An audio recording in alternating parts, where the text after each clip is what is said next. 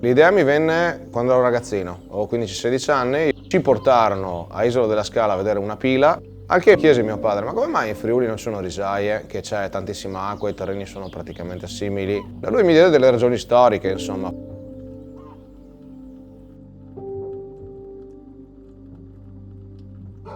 Ci fu una fase in cui il Friuli Venezia Giulia si spopolò. Essendo il riso all'epoca completamente manuale come coltura, perdendosi in tanta manodopera, la gente smise di farla.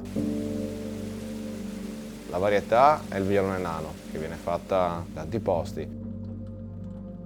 Qui, col fatto che c'è un terreno più freddo, le acque abbastanza fredde, è abbastanza ventilato nelle fasi calde dello sviluppo fenologico della pianta, si riesce ad avere una discreta qualità in termini di tenuta della cottura, rispetto invece alle temperature molto più alte e molto più calde che ci sono per esempio nella bassa mantovana o nella bassa veronese, dove viene coltivato il Vierone Nano.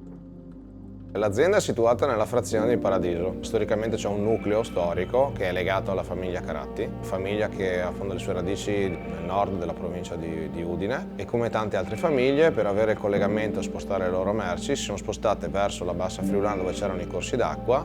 Intorno alla villa si è sviluppato, c'è un parco equestre, ci sono 2 giardini all'italiana cosiddetti, cioè quelli che vengono delimitati e disegnati in un certo qual modo con il bosso, la siepe. All'esterno del giardino ci sono dei casolari che sono talle, che sono state fatte anche di recente, parliamo del 1950-1940, e poi anche case dove ci lavorava la manodopera una volta legata all'attività agricola dell'azienda dei Caratti. Poi chiaramente con l'aumento della meccanizzazione si è spopolata un po' la campagna, ragion per cui i casolari che erano una volta abitati si sono poi spopolati completamente. Alcuni sono diroccati, altri sono stati recuperati.